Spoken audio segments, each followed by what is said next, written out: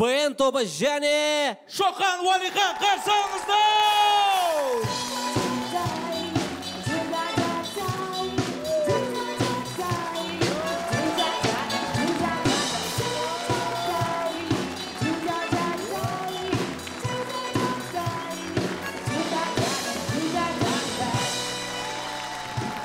Қандай керемет құрмет достар, мінеки декорацияға, мына экранға не деген сапсай болып тұрды, қараңдар. Сапсары экран, сапсары киім, бәрекелді. Дайындалып келіп жігіттер.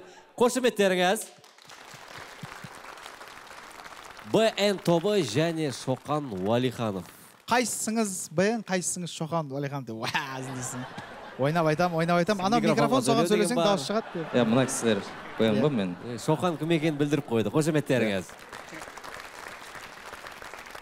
Мінеки Шоқан Уалиханов, құрмет достар, бүгінгі сұхбат барысында оның кім екенін, оның барлық сырларын білетін боласыздар деп интрига ұстап қояйын ба? Неге БН тобы Шоқанмен бірге бірігіп ән айтқан барлығын білетін боласыз? Жалпы БН тобы анау-мынаулармен дуэт құрмайды.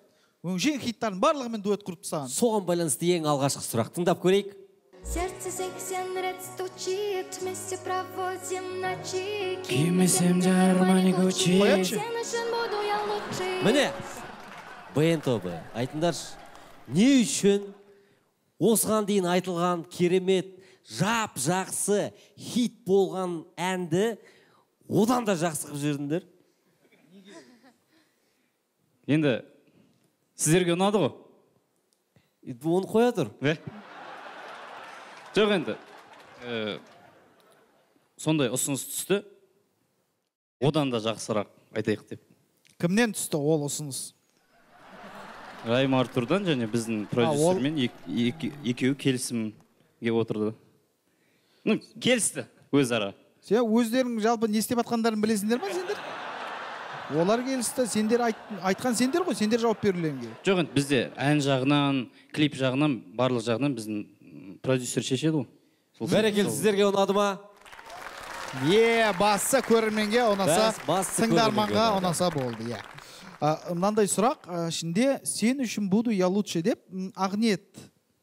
Сен айтасың.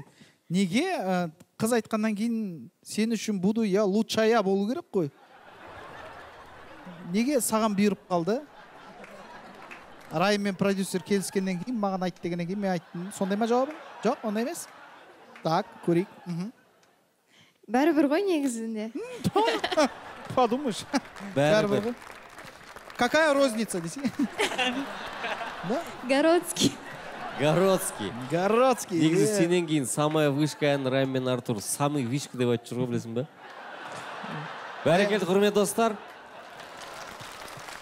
Айта кететін нәрсе, Шоқан Уалиханмен керемет трек жазған екен жігіттер. Шоқан Уалихан айта кететін болсақ, өте дарынды әнші ғана емес, сонымен композитор.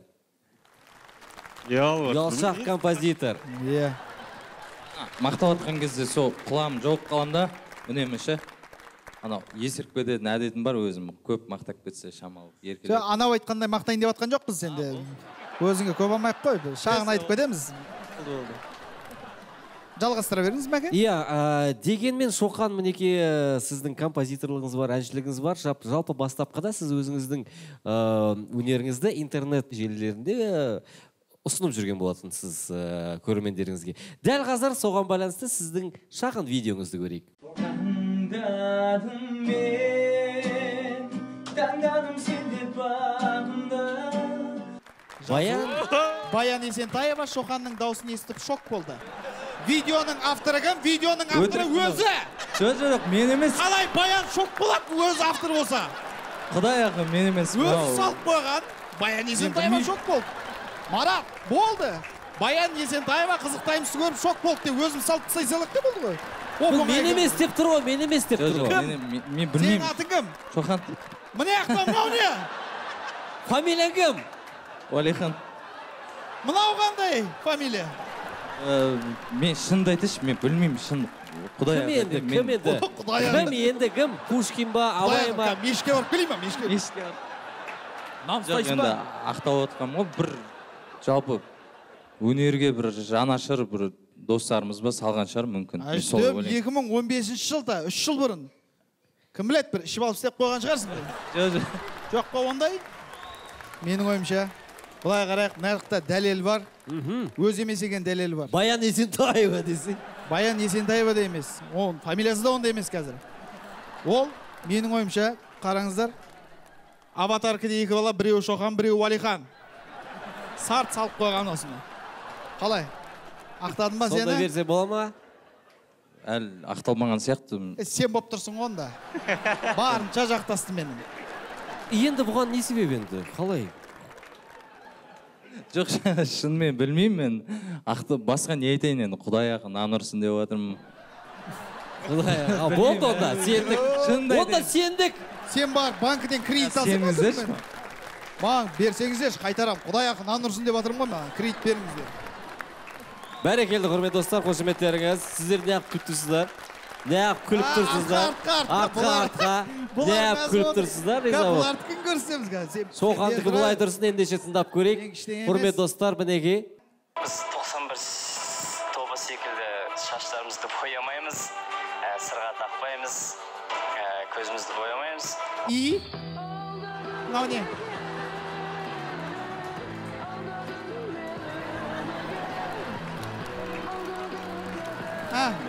Ал, бұған не дейсіз? Жалпы ол бұрын болған, топ құрылмай тұрып, Топ тұрған жерде. Топ құрылмай тұрып, 1-2 жыл бұрын мен шашым бояп жүретін өзім жарайды. Шашына керек, филировать етіп, дұрыстап, чотқа қарайтын мен неше. Сосын бірақ біраз әңгімелер болғаннан кейін шашты алып тастадым мен. Топ құрылғаннан кейін, Eagles анау деп әңгімелер кетті маған, содан кейін алып тастадым мен шашты. Сен ең болмаса Шоқан сен Құдай ақы деп тұрсайшы. Арасында нанырсын деп қосып қойсай, сенейікті. Топ болған кездеріндегіні айтып тұрсыңдар. Топ болмай әшейін балдар болып жүргенде. Құрылған жоқ дейді, бірақ үшеуі де тұр ғой топтың үшіншісі де. Мен қазір YouTube-тан қосып беремін, найти оны шықпай тұрып бір клипім бар. Ал қосам, көрейік. Ал, уақыт жетіп жатыр ғой бізде бір сағат. Яғни қазіргі таңда шаш бояу дұрыс емес дейсіздер сонда, иә? Жоқ, басында топ құрылмай жатып, Әлішер өзі шашын бояған, осындай сары шашқа. Сосын? Сосын топ құрылды. Топ құрылды?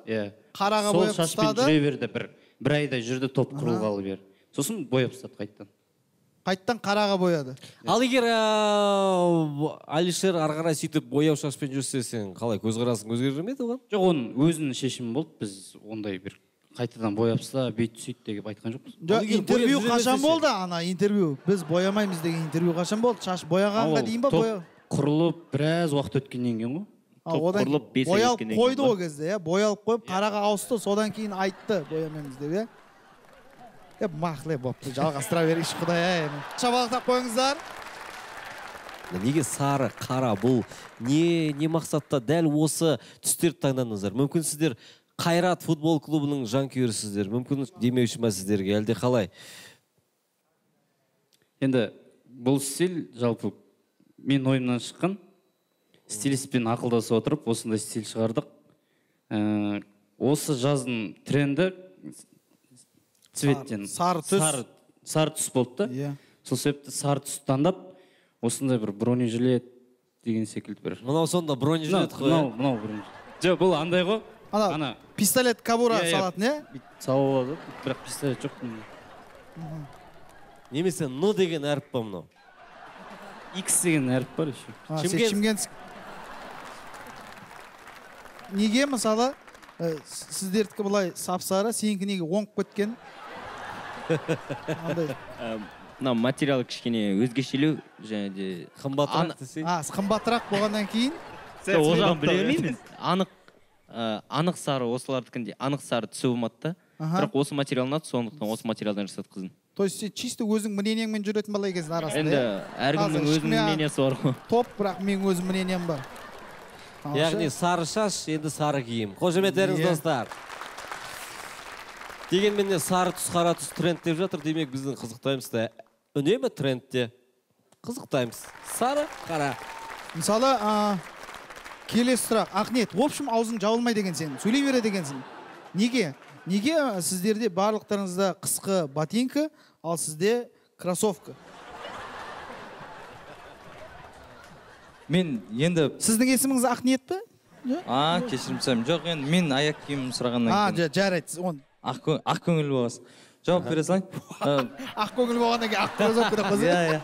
Мен енді баян тобы өздерінің Бадан бастады. Ботинка дейші? Иә, ботинка өздерінің. Шоқан, Уәлихан. Жаңа айтынның идеясы дедік қой.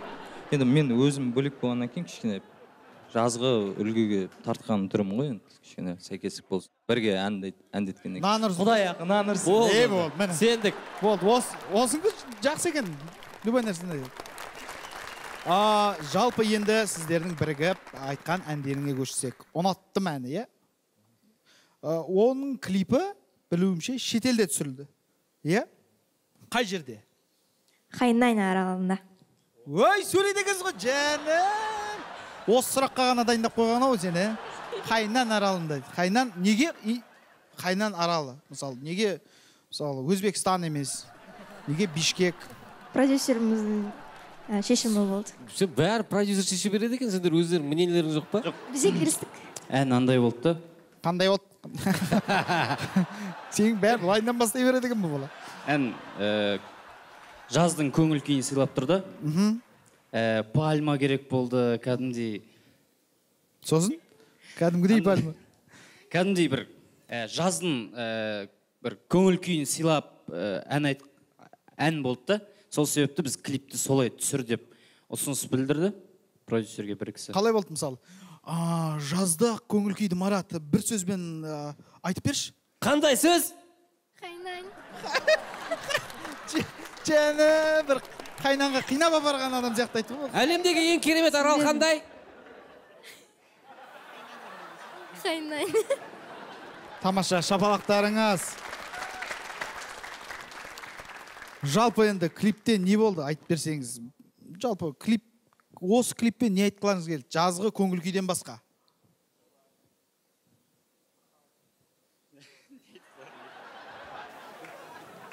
Хайнайнда жүргенімізді айтқымыз келді. Бұл сенің өзің жеке пікірің. Оған қарсылығым жоқ. Сенде өзің әркімнің жеке пікірі болу керек, ал шын мәнісінде. Жоқ енді, бастысы жазға көңіл күй ғой. Болды. Одан басқа ештеңе айтқыларың келді. Енді өзімізде арасында демалып кішкене. Басты мақсат осы деп ұра берсейші. Өзімізде клиптің атын пайдаланып демалып қайтайық дегенбіз. Ал мен жұмыс істеуге бардым десе, Шоқан. Жоқ. Сол шамал сонда жаман арамай болды. Негізі демалып қалайық, пайдаланып қалайық дегенде. Бастысы Баян Есентаева шок болса болды деші. Не айттың, бір нәрсе айтқың келіп тұр ма? Ешқайда барғың келіп тұрған жоқ па? Барып келдім. Хайнайнға шығып қайтқың келмей ма қалай? Жоқ. Болды ма? Болды. Хайнан дейші, бір рет, пожалуйста. Хайнайн. Шапалақтап қойыңыздар, құрметті достар, тамаша. Шоқан негізінде білуімізше осы уақытқа дейін әлеуметтік желілерде кейбір әндерді андай восточный стильде, шығыс мәнерінде сондай бір өнерім бар. Дәл қазір эксперимент жасасақ, осы жерде импровизация арқылы кейбір әндерді шығыс стилінде айтып жіберсең, бола ма? Қандай әндер болады мысалы? Дәл қазір сізге көрсетеміз, тіпті мәтінін дәл қазір мына жерде сізге ұсынатын боламыз, ал сіз соны гитараның көмегімен сол әндерді шығыс мәнерінде орындап берсеңіз. Шоқанның өнерін көрейік. Қошеметтеріңіз. Ендеше реквизит сахнаға. Құрметті достар, біздің білуімізше Шоқан Уәлихан жалпы кез келген әнді шығыс мәнерінде орындап шыға алады, иә? Иә. Дәл осы тұжырымды дәлелдеп көрейік, шын ба өтірік пе? Нанырсын болмайды бұл жолы, көрсету керек болады. Сондықтан алғашқы ән қандай? Ауырмайды жүрек. Кәні, ауырмайды жүрек шығыс мәтінінде кеттік.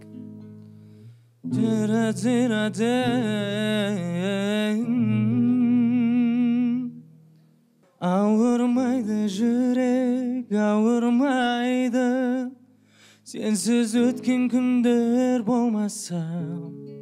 Ауырмайды жүрек, ауырмайды, сен ойлаған түндер болмаса.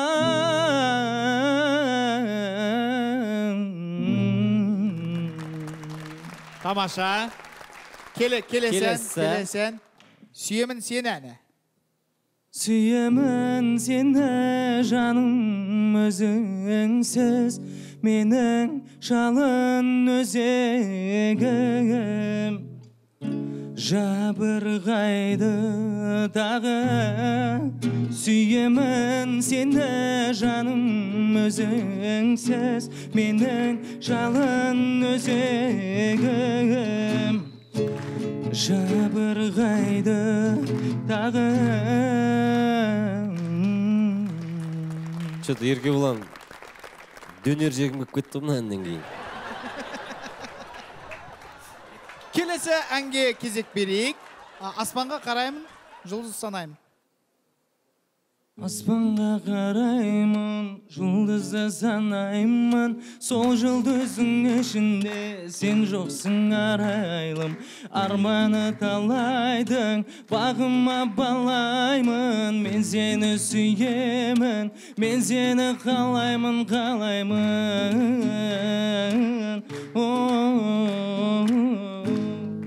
Келеді? Осы сәт шықты. Шығыс стиль дейді, соңында шейін ыңырси береді екенсің ғой. Келесі ән. Ерке Есмахан. Ерке Есмахан. Ауыл менен қала, көше менен дала, сені іздедім мен сені ғана. Ауыл менен қала, көше менен дала, сені іздедім мен сені ғана. Сен жоқсың, жоқсың, таба алмадым сені. Сен жоқсың, жоқсың, бар болсаң қайдасың? Сен кімсің, кімсің, бар болсаң қайдасың? Сен жүрсің қайда, қайда? Бәрекелді құрметті достар. Тамаша қошеметтеріңіз, Шоқан Уәлихан. БН тобы ендеше керемет шығыс мәтінінде әндерді орындап шықтыңыздар. Ал дәл қазір өздеріңіздің арнайы қызықтаймыз бағдарламасына алып келген әндеріңізді дәл осы сахнада орындасаңыздар. Қошемет! БН тобы және Шоқан Уәлихан сахнада!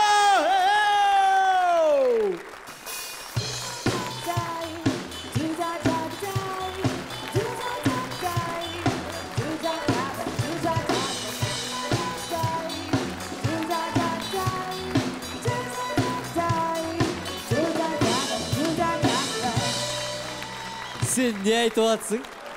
Можно без музыки повторить слова?